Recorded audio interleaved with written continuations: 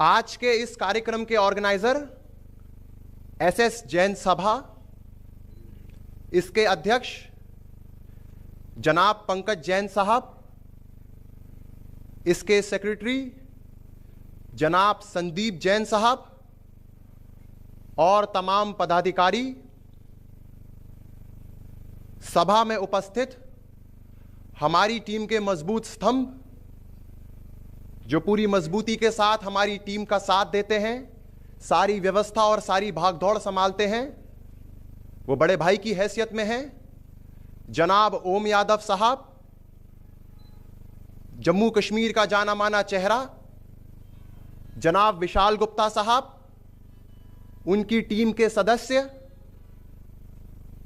जनाब अर्जुन सिंह साहब, जनाब विक्की शर्मा साहब, जनाब साजन टकैया साहब और जम्मू कश्मीर राज्य के विभिन्न शहरों से आए गणमान्य अतिथि, आप सभी का हार्दिक स्वागत एवं अभिनंदन।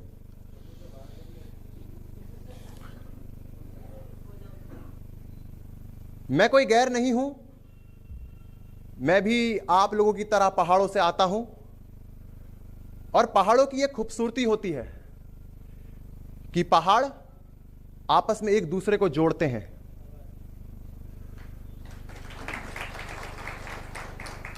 देवभूमि उत्तराखंड के कुमाऊं रीजन से मैं आता हूं और पहाड़ों की यह खूबसूरती है कि बात पहाड़ियों की पहाड़ी ज्यादा अच्छे से समझ लेते हैं। पहाड़ हमारी सनातन संस्कृति के केंद्र हैं। पंचतंत्र की कहानियां पहाड़ों में रची गई। हमारे चारों धाम पहाड़ों में उपस्थित हैं। हमारे दो मुख्य धाम जिन्हें आप अमरनाथ धाम और बाबा केदारनाथ धाम कहते हैं, वो भी पहाड़ों में उपस्थित हैं। हमारे 5 तत्वों में एक जो जल है, जिन्हें आज आप चाहे वो मां गंगा हो, मां सरस्वती हो, मां यमुना हो, उन सब का उद्गम स्थल भी पहाड़ों में है। तो पहाड़ हमारे ध्यान के केंद्र भी रहे हैं। जम्मू को यूं तो द सिटी ऑफ टेंपल्स भी कहा जाता है और मंदिर हमारी सनातन संस्कृति के स्तंभ हैं। वो मंदिर जिनमें बैठे देवता, जिनमें विराजमान देवी में हमारी अटूट विश्वास है, हम सभी का उनमें श्रद्धा है। फिर चाहे वो भगवान मर्यादा पुरुषोत्तम श्री राम जी हो, जगत जननी मां जगदंबा हो और हमारे सभी 33 कोटि देवी देवता, पर सभी का हमारा अपना अटूट विश्वास है। और अपनी श्रद्धा के अनुसार हम सभी लोग मंदिरों के जीर्णोद्धार के लिए, सनातन संस्कृति के उत्थान के लिए हम लोग जो अपनी श्रद्धा से चढ़ावा चढ़ाते हैं, वो चढ़ावा जो आपकी और मेरी मेहनत की कमाई है, जो पूरब में बैठा शख्स, उत्तर में बैठा शख्स और दक्षिण तक लोग अपनी अपनी कमाई का हिस्सा जो चढ़ाते हैं मंदिरों पे, वो पैसा आखिर में जाता कहां है, इसकी हमने कभी भी जड़ में पहुंचने की कोशिश करी? हम सोचते हैं कि हमने जेब से पैसा निकाला, हमने ये दिया, अच्छे कार्यों के लिए दिया, लेकिन वो पैसा आखिर में जाता कहां है, ये कभी आप लोगों ने पता लगाने की कोशिश करी? नहीं, हमने ये कोशिश कभी नहीं करी, क्योंकि हमें पता नहीं है। और जिन्हें पता है वो कह रहे हैं कि 50 साल के लिए देवी देवताओं को भूल जाइए। वो कह रहे हैं कि इस्लाम के बिना हिंदुत्व अधूरा है, क्योंकि खुद को वो ठेकेदार मानते हैं। वो ये कह रहे हैं कि हमें हर मस्जिद के अंदर से शिवलिंग क्यों ढूंढना है। वो नहीं बताते, इसीलिए एक जघन्य अपराध आपके देश के अंदर हुआ। सत्ताओं ने किया, सत्ताओं से पहले अंग्रेजों ने किया, अंग्रेजों से पहले मुगल आए उन्होंने किया, लेकिन ये हमारे कानों तलक बात आज तक नहीं पहुंची। वो सारा का सारा पैसा जो आप लोग चढ़ाते हैं मंदिरों में, सब पैसा सरकार ले लेती है। अब आप पूछेंगे ये सरकार जो पैसा ले लेती है, ये पैसा खर्च कहां करती है? ये सवाल कहीं ना कहीं आपके जमीर में उठेगा या नहीं उठेगा। लेकिन वो पैसा कहां जाता है इसको मैं आगे बताऊंगा, लेकिन कम से कम इसकी पृष्ठभूमि को जानना बहुत आवश्यक है। जब इस देश में अंग्रेजों की हुकूमत थी तो अंग्रेज एक एक्ट लाए थे 1817 में, उसका नाम था मद्रास रेगुलेशन एक्ट। वो मद्रास रेगुलेशन एक्ट के तहत अंग्रेजों ने मंदिरों के सब पर अधिग्रहण किया, चाहे वो मंदिरों पर चढ़ने वाला पैसा हो, मंदिरों पर चढ़ने वाला सोना चांदी हो, सब पर अंग्रेजों ने अधिग्रहण कर लिया। कमाई अच्छी होने लगी, उन्हें दिखने लगा कि इससे तो हमें काफी पैसा मिल रहा है जो हिंदू मंदिरों पर पैसा चढ़ाते हैं। उसके बाद 2 फरवरी 1835 को एक शख्स जिसका नाम बहुत बार लिया जाता है, टीबी मैकॉले। टीबी मैकॉले ने, जो अंग्रेजों की पुरानी संसद है जिसे आप द हाउस ऑफ कॉमन्स कहते हैं, वहां पर 1780 की एक रिपोर्ट तैयार करी। और ये वहां पर खड़े होकर बोल रहा है टीबी मैकॉले, कोट अनकोट, अगर हमें भारत पर कब्जा करना है, भारत की आत्मा पर कब्जा करना है, भारत की इकोनॉमी पर कब्जा करना है, तो ये जो मंदिर हैं, ये जो गुरुकुल हैं, इन सब पर कब्जा करना पड़ेगा। आप अंग्रेज हिंदुओं को, भारतवासियों को गुलाम बना रहे हैं शारीरिक तौर पर, लेकिन अगर आपको उनको मानसिक तौर पर गुलाम बनाना है तो उनकी शिक्षा व्यवस्था पर कब्जा करना पड़ेगा। तब भारत में 7,72,000 गुरुकुल थे। उसने ये बात कही वहां पर, वो हाउस ऑफ कॉमन्स में ये बात कह रहा है और ये सब रिकॉर्ड पर है। वो ये कहता है कि अगर गुजरात का एक शहर सूरत है, उस सूरत शहर को अगर यूरोप के सारे शहरों के समकक्ष खड़ा कर दिया जाए, तब भी सूरत इकोनॉमी में, ज्ञान में, शिक्षा में पूरे यूरोप पर भारी पड़ेगा।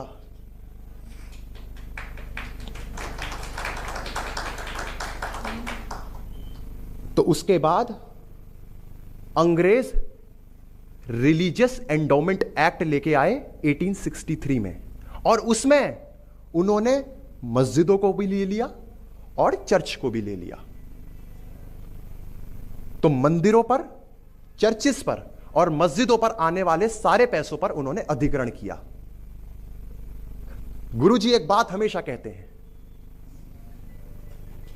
कि जब समाज अपनी सामूहिक शक्ति का प्रदर्शन करता है तो सत्ता आपकी चौखट पर नाक रगड़ती है। जो क्रिश्चियन पादरी थे उन्होंने विरोध किया, जो मुसलमान थे, क्योंकि वो तो दंगा करने में एक्सपर्ट है, उन्होंने दंगे करे तो तुरंत अंग्रेजों की सत्ता, अंग्रेजों की हुकूमत ने उनके सामने घुटने टेके और मस्जिद और चर्च को एकदम से बाहर कर दिया। मगर हिंदुओं को तब भी कोई समझ नहीं थी, तब भी नहीं थी और आज भी नहीं है। फिर उसके बाद उस रिलीजियस एंडोमेंट एक्ट में उन्होंने एक शब्द जोड़ा, हिंदू, और उसका नाम रखा गया हिंदू रिलीजियस एंडोमेंट एक्ट 1927। और फिर इस देश को तथाकथित तौर पे आजादी मिल गई 15 अगस्त 1947 को। तथाकथित तौर पर आजादी मिलने के बाद तमिलनाडु की सरकार ने 1966 में उस HRCE Hindu religious endowment act में चैरिटेबल नाम डाल दिया और उसका नाम रखा गया Hindu religious charitable endowment act, और एक मिनिस्ट्री बनाई, HRCE मिनिस्ट्री, और उस मिनिस्ट्री के तहत तमिलनाडु के सारे मंदिरों पर चलने वाले पैसों पर अपना अधिग्रहण कर लिया। उसको देखते हुए केरल में देवस्वम रिक्रूटमेंट डिपार्टमेंट बनाया गया। उस देवस्वम रिक्रूटमेंट बोर्ड के तहत सारे मंदिरों पर चढ़ने वाला पैसा केरल के अंदर सब सरकार ले लेती है। तो आंध्र प्रदेश के अंदर एक डिपार्टमेंट बना, इंडोमेंट डिपार्टमेंट। उस इंडोमेंट डिपार्टमेंट के तहत सारा पैसा कर्नाटक के सारे मंदिरों पर सरकार ले लेती है। आंध्र प्रदेश का सबसे बड़ा मंदिर, हम कल दर्शन भी करने गए थे, तिरुपति बालाजी का 15,000 करोड़ का सालाना बजट है। वहां के मुख्य पुजारी ने यह शिकायत लगाई कि जो सारा पैसा जो हिंदू चढ़ाते हैं, जो सोना चढ़ाया जाता है, जो चांदी का मुकुट बाबा को चढ़ाया जाता है, वो सरकार ने नकली मुकुट से बदल दिया। तो जगन मोहन रेड्डी की सरकार ने उस पुजारी से कहा कि आप हट जाइए। तो पुजारी ने कहा मैं कोई संवैधानिक पद पे नहीं बैठा हूं, आप होंगे संवैधानिक पद पे, आप समाज के उससे आए होंगे, आप वोट के माध्यम से आए होंगे, मैं वोट के माध्यम से नहीं आया हूं, आप मुझे नहीं हटा सकते, मैं कोई सरकारी मुलाजिम नहीं हूं। तो उस पुजारी को पागल करार कर दिया गया। इससे सारे पुजारी डर गए। कर्नाटक के अंदर एक मुजरई डिपार्टमेंट है जो मंदिरों पर पूरा कंट्रोल करता है और मंदिरों के सारे पैसे को चर्च बनाने में, मस्जिद बनाने में, मजारों पे मार्बल लगाने में खर्च करता है। समाज ने विरोध किया तो फिर एक CPF बनाया गया, कॉमन पुल फंड। उसके तहत सरकार ने यह कहा कि इस CPF में मंदिरों पे चढ़ने वाले सारे पैसे का 25% पैसा हम रखेंगे और हम कहां खर्च कर रहे हैं इसका पूछने की किसी को इजाजत नहीं है। आज की परिस्थिति यह है कि तमिलनाडु, आंध्र प्रदेश और केरला के सभी मंदिरों पर सरकार का अधिग्रहण है। सारा पैसा सरकार ले लेती है। अब सवाल यह उठता है कि सरकार यह पैसा खर्च कहां करती है। राजस्थान में एक मंदिर है, नाथद्वारा मंदिर। वहां के असेंबली के अंदर राजसमंद के MLA ने असेंबली में यह सवाल पूछा कि ये जो पैसा नाथद्वारा मंदिर पर चढ़ाया जाता है उसकी अमाउंट कितनी है और ये पैसा कहां खर्च करते हैं आप लोग। तो असेंबली के अंदर से रिटर्न ये बयान दिया गया है, ऑन रिकॉर्ड है कि नाथद्वारा मंदिर, सिर्फ एक मंदिर नाथद्वारा राजस्थान के अंदर, उसका सालाना बजट 85 करोड़ रुपए है। वो सारा पैसा सरकार लेती है और वो सारा पैसा सरकार टॉयलेट बनाने में, सड़क बनाने में और सेक्युलर कामों को आगे बढ़ाने में खर्च करती है। तो क्या इस देश का हिंदू सिर्फ टैक्स देने के लिए है? और वही पैसा जो आपकी और मेरी मेहनत की कमाई से हम अपने मंदिरों के जीर्णोद्धार के लिए देते हैं, वो पैसा सरकार मुसलमानों के बच्चों को 1-1 लाख रुपए की स्कॉलरशिप देकर IAS बनाने में खर्च करती है। इस बार का माइनॉरिटी कमीशन का जो माइनॉरिटी मिनिस्ट्री है उसको 3097 करोड़ रुपए आवंटित किया गया है सिर्फ इन्हीं कामों के लिए। तो क्या इस देश का हिंदू मूर्ख है क्या? इस देश का हिंदू सिर्फ टैक्स देने के लिए है? क्या इस देश के हिंदुओं को हक नहीं है कि उनके बच्चे IAS बने? इसलिए जब आप सूची निकलती होगी, जब आप सूची देखते हैं तो आप देखते होंगे उसमें कई जिहादियों के नाम लिखे होते हैं कि आज इनको, इस बार तो सबसे छोटा जो शख्स आया था, कहते हैं कि सबसे वो यंगर था जो IAS बना। वो इसी के तहत बनाए जा रहे हैं, क्योंकि 1-1 लाख रुपए सरकार स्कॉलरशिप दे रही है। समस्या को खत्म नहीं कर रहे हैं, उनकी नस्लों दर नस्लों को पुख्ता इंतजाम किया जा रहा है। आपके अपने शहर में, आपके अपने राज्य में माता वैष्णो देवी के श्राइन बोर्ड का 530 करोड़ का सालाना बजट है। सारा का सारा पैसा सरकार ले लेती है। उसी बोर्ड के अंदर पूरी लिस्ट मौजूद है। उसी बोर्ड के अंदर 100 से ज्यादा मुसलमान परिवार पल रहे हैं। मुसलमान सदस्य हैं उस बोर्ड के अंदर। उत्तराखंड के अंदर, उत्तराखंड में 2019 में देवस्थानम बोर्ड बनाया गया और यह कहा गया सरकार द्वारा कि 52 मंदिर, जिसमें जो 4 मुख्य धाम है उत्तराखंड के, बाबा बद्री विशाल, गंगोत्री, यमुनोत्री जी, चारों मंदिरों को समेत 52 मंदिरों का पैसा सरकार ले लेगी। यह देवस्थानम बोर्ड बनाया गया। समाज ने विरोध किया, खुलकर विरोध किया। जो वजीर आला थे उनको अच्छी खासी सर्विस भी दी। तो दिल्ली से आदेश आया कि इनको तत्काल प्रभाव से हटाया जाए। दूसरे मुख्यमंत्री आए, वो भी 6 महीने के बाद हट गए। तीसरे मुख्यमंत्री ने 30 नवंबर 2021 को शपथ ली और यह कहा कि मैं देवस्थानम बोर्ड वापस लेता हूं।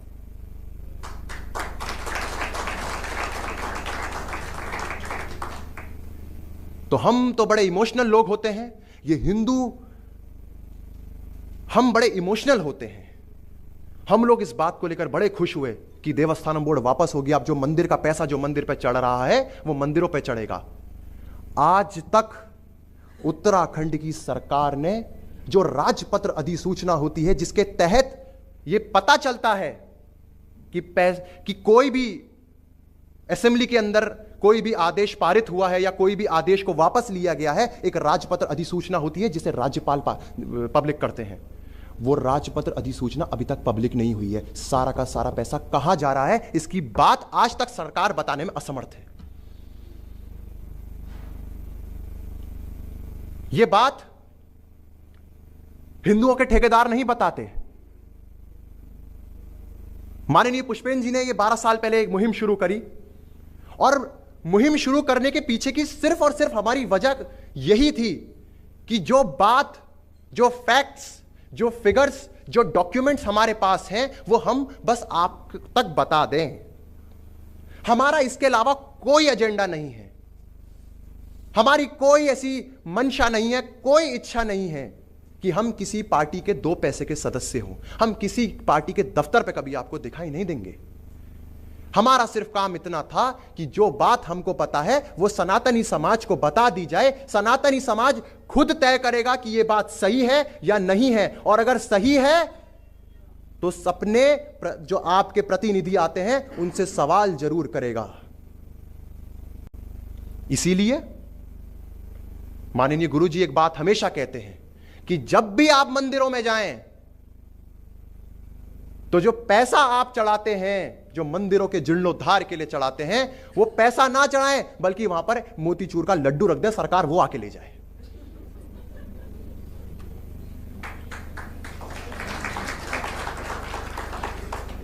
हमारी टीम के एक युवा सदस्य, आईआईटी खड़गपुर के टॉपर एडवोकेट जे साई दीपक साहब सुप्रीम कोर्ट में इस लड़ाई को लड़ रहे हैं।